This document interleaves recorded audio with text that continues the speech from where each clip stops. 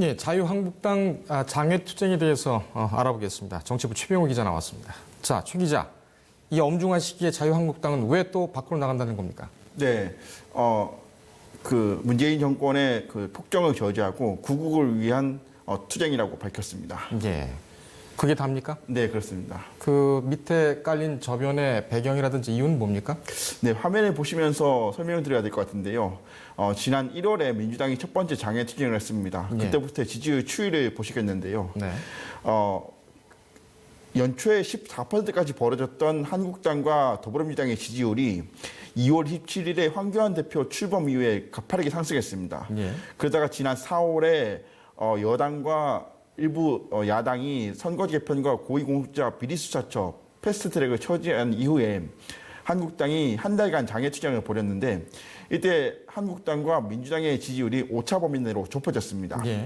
이런 학습 효과가 있기 때문에 한국당이 최근에 떨어진 지지율을 만회하기 위해서 다시 한 번 더 장애투쟁을 하는 것 아니냐 이런 분석이 나오고 있습니다. 예.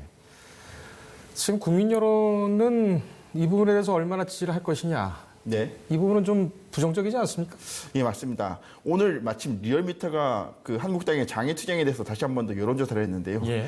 화면을 보시면 한국당의 20자의 장애투쟁에 대한 공감은 34.2%, 비공감은 59.9%에 달했습니다. 예. 거의 2배 가까이 국민들이 반대하고 있다는 뜻인데요. 예. 물론 한국당의 투쟁 명분에 동의하는 분도 있지만 지금 국가적 상황이 일본 아베 정부의 경제 침략으로 인해서 어려운 상황인데 국회가 힘을 모으기는커녕 다시 한 번 더 파열음에 내는 것에 대해서 대다수 국민들이 좀 안 좋은 시각으로 보고 있는 것 같습니다. 예. 자, 국민 여론까지 이렇게 좋지가 않은데 자유한국당 내부에서는 뭐 다른 목소리는 없습니까?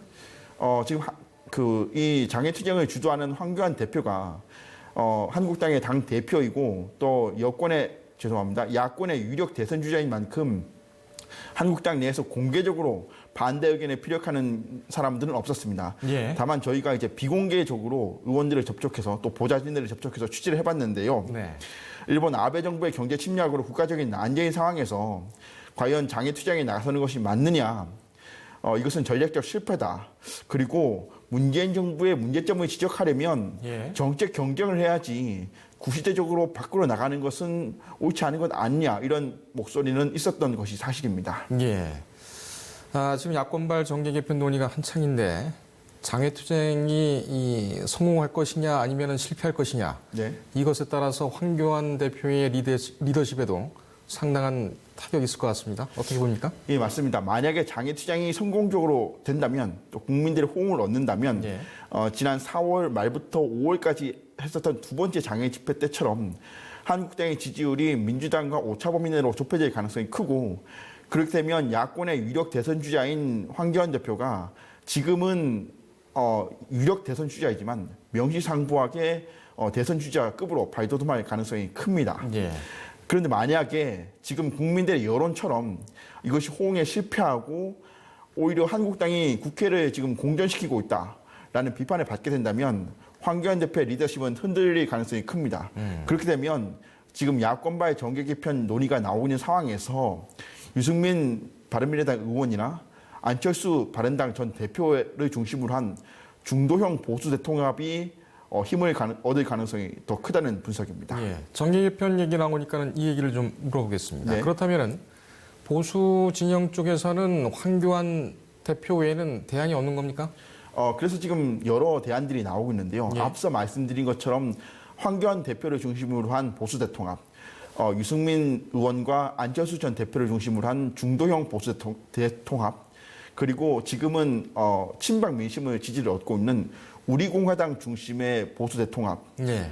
등 다양한 의견들이 나오고 있고요. 예. 얼마 전에 저희가 소식을 전해드렸던 민주평화당이 결국엔 분당을 하게 됐는데 예. 제3지대 통합론도 지금 나오고 있는 상황입니다. 예. 지금 방금 전에 띄워주셨던 대선 후보 선호도 그래픽을 다시 한번 볼까요? 예. 차기 대선 주자 선호도 네. 해서 이낙연, 황교안, 이재명, 박원순, 심상정. 보수 쪽에서는 황교안 대표만 자리를 하고 있군요. 보수 야권 무당층에서는 황교안, 홍준표, 유승민, 이낙연, 오세훈까지 황교안 대표가 일단 뭐 독보적이긴 한데 네. 그 야권의 잠재적인 대선 잠룡이라고 할까요? 네. 어떤 인물들이 지금은 거론이 되고 있습니까? 네. 지금 표를 보시면 일단 황교안 대표가 압도적이고요. 예. 지금 표의 오른쪽에 나와 있는 보수 야권 무당층 지지율을 보시면 예. 몇 가지 특이한 점이 있는데 첫 번째로는 홍준표 대표가 황 대표에 이어서 두 번째 후보 주자로 꼽히고 있다는 겁니다. 예. 물론 이제 지지율 격차는 크지만 이른바 친홍이라 불리는 이 홍준표 전 대표의 세력들이 아직도 건재하다는 것을 보여주고 있고요. 예. 지금 저희가 그 5위권까지만 꼽았기 때문에 표에는 나오지 않지만 예.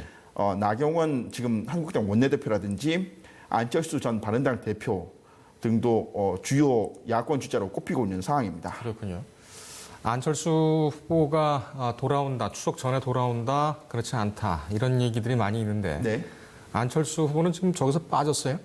예, 5위권까지가 저희가 5위권까지 5명까지만 표시를 했기 때문에 그렇고요. 예. 안철수 전 대표는 현재 7위, 6위 정도로 나오고 있습니다. 아, 그렇습니까? 예. 지금 그 손학규 대표, 손학규 선언을 최근에 했었죠? 예, 맞습니다. 유승민, 안철수 모두 우리가 품어서 같이 가야 된다. 네. 이런 얘기와 어떤 비전을 제시를 했습니다. 네. 상당히 혹평을 받고 있는데 네. 최 기자는 정치부 기자로서 손학규 대표의 이 손학규 선언 어떻게 평가하고 있습니까? 예, 이 말씀해 주신 대로 평가가 좀 엇갈리는 부분이기도 한데요. 예. 손 대표가 좀 당권에 대한 욕심을 못 버리고 있다. 결단을 못 하고 있다. 쇄신을 못 하고 있다. 이런 지적도 있는 반면에 예. 한편으로는 전략가다운 발상이다.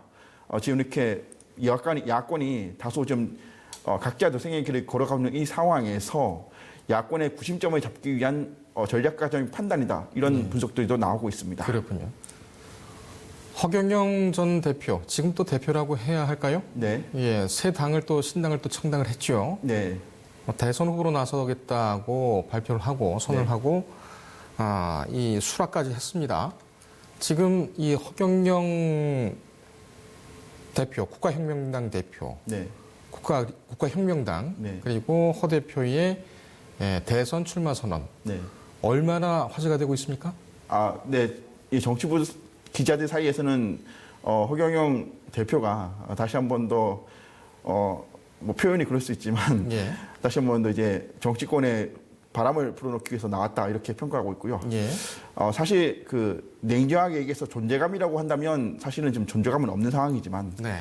아무래도 이제 대선 후보가 된다고 하면 대선 주자로 나선다고 하면 이번에 또 어떤 참신한 공약을 만들지 한번 좀 주목될 것 같습니다. 예, 그 공약이 나오게 되면은 뭐 일부는 또 발표가 된 것 같기도 하고, 네, 이 부분 한번 모아가지고 네, 팩트 체크를 해보는 것도 좋을 것 같습니다. 네, 그렇게 하겠습니다. 준비를 좀 해주기 바랍니다. 네, 자, 다시 현실로 돌아오겠습니다. 네. 이렇게 장애 투쟁이 계속되게 되면은 전국 현안에 큰 지장을 줄 것으로 전망이 되지요. 네. 지금 7명의 장관급 후보자 인사청문 일정 일부만 됐지요. 어떻게 그렇습니다. 돼가고 있습니까? 지난 14일에 청와대가 7명의 장관급 후보자에 대한 인사청문 요청안을 국회에 제출했는데요. 예. 원래 인사청문회법에 따르면 이달 안에 다 청문회를 해야 됩니다. 네. 하지만 지금 청문회 날짜가 확정된 것은 오늘 29일 김현수 농림축산식품부 장관 후보자와 30일 이정옥 여성가족부 장관 후보자 2명밖에 없습니다. 네. 나머지 5명은 일정이 합의되지 않았는데요. 지금 한국당에서는 각 후보자들을 하루에 한 번씩 청문회를 해야 한다면서 9월 초까지 청문회를 하자고 요구하고 있습니다. 예. 지난 19일에 문희상 국회의장이 여야 3당 원내대표, 교섭단체 원내대표들과 청문회 일정을 합의하기로 했는데 한국당이 계속 반발해서 결국 일정이 합의되지 않았고요. 예. 이 한국당의 장애투쟁이 언제까지 이어질지는 모르겠지만 만약에 이번에 한국당이 판단하기에 국민적 호응이 좋다. 그래서 좀 장기전으로 가야겠다라고 한다면 청문회 일정 차질도 불가피할 것으로 보이고요. 예. 현재 한국당은 조국 후보자에 대해서 집중적으로 공세를 펼치고 있습니다. 예. 장애 투쟁을 하더라도 청문회는 참석을 하겠다. 네, 이게 법적으로는 어떻게 허용이 될지 안 될지는 모르겠습니다. 네, 그 내부에서는 어떻게 정치권 내부에서는 어떻게 판단하고 있습니까? 네.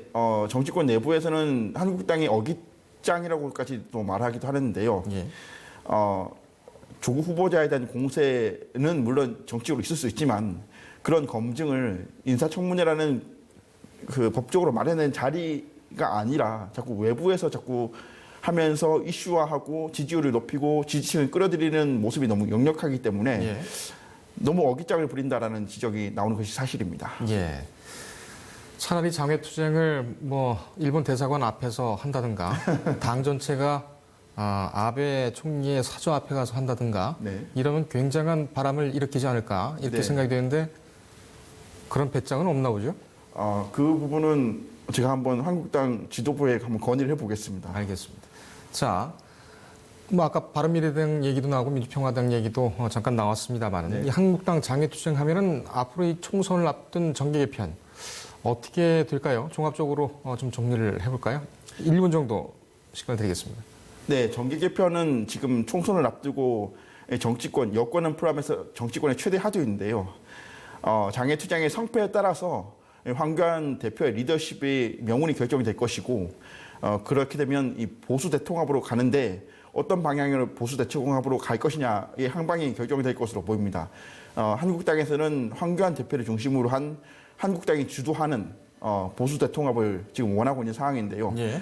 바른미래당과 민주평화당, 또 민주평화당에서 분당한 대한정치연대 등은 그와 다른 생각을 가지고 있기 때문에 이번에 한국당이 장외투쟁을 보는 정치권의 시각은 좀 흥미롭다고 할 수 있겠습니다. 알겠습니다.